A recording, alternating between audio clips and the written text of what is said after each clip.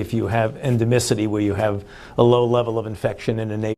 Really put this crisis behind us, it seems like if we could get people vaccinated. Yeah, well, certainly a vaccine will be important in the long-term solution of how we address Zika, particularly if you have endemicity, where you have a low level of infection in a nation like Brazil. We'll say you'd really want to do with Zika what we have done with rubella.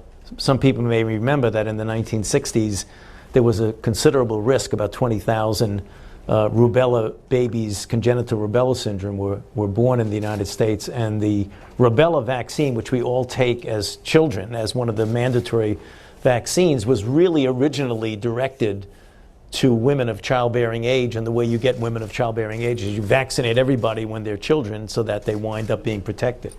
Well, with regard to Zika, there's some good news and there's some realistic, sobering news. The good news is that we have made successful vaccines against other flaviviruses. Zika is a flavivirus. Other flaviviruses that you may be familiar with are yellow fever, dengue, West Nile. And so we have a very, very good vaccine against yellow fever, and we have a fairly good one against dengue, and we're working on an even better one. So conceptually, I don't see any scientific roadblock to developing a vaccine for Zika. And in that regard, as soon as the CDC